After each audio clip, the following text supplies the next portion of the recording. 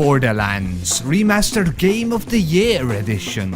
In the mists of new Borderlands 3 looming in the near future, Gearbox also released remastered 4K supported edition of Borderlands 1. For me, this purchase was a no-brainer, as I really loved Borderlands 2. Although, to be honest, I was initially a bit discouraged by the pastelic graphics overall, but the series kind of grew on me. So what is Borderlands Remastered and how it differs from the original? First-person looter shooters must always be fun.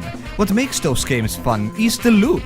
Better weapons, more mods, stronger shields and more grandiose explosions. All that and the ability to play with your friends using the split screen options. Just like in the time where games were good. Not only can you split the screen between 2 players, you can now have 4 players simultaneously enjoying the game. And the good news is that other players do not need any online passes. It's all locally hosted, so unlike, Call of Duty, those bastards. What Borderlands does well is that they use all the available space on my TV, so the scaling is done properly. Unlike when I play Call of Duty, I get 10cm cutoffs from both sides on my TV, leaving an awkward black space there. Some morons say that split screen is not popular. Well, first of all, they can just suck it. And secondly, there have been very little amount of split screen games done in the past decade. Tony Hawk's Pro Skater, Siphon Filter and Future Cup comes to mind, but those date back significantly more than a decade. Anyways, Borderlands. Shooting, jumping, looting, using snipers, machine guns, pistols and rocket launchers, killing mutants, zombies and even midgets, hunting down big-ass bosses and finishing them off with style as headshots do critical damage. Arm yourself with stronger weapons and blast through the open world while meeting weird characters as you enjoy this fun and quite unique campaign. Each mission giver has their own motives and backstory.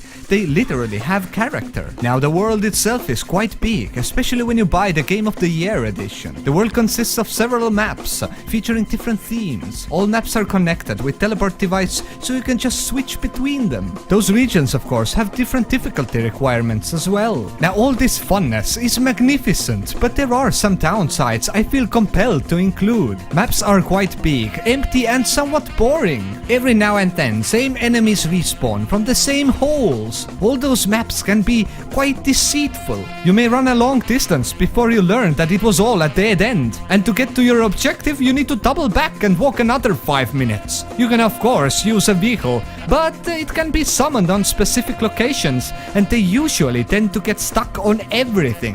Glitches in this remastered edition are quite common. Enemies freeze or get stuck.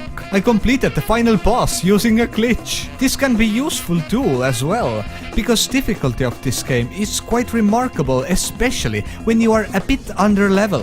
But as you can see, me and my girlfriend completed this section very cleverly, as we switched places and healed each other through the door. Otherwise, we would have been defeated, no question about that. Some missions tend to have some weird, uncohesive abnormalities. Like missions can be hosted by only one player, but turned in by both. And on some occasions I got my mission completed, but my girlfriend's mission didn't register, so there are still some errors. Anyways, in conclusion, Borderlands Remastered is a fun co-op split-screen game, and I totally recommend you get it. I give this game 8 out of 10, and I hope that you enjoyed this review. If you did, hit that like, smash that bell, and if you dare, subscribe as well. I'm Sillyllamaz, and thanks for watching. Till next time.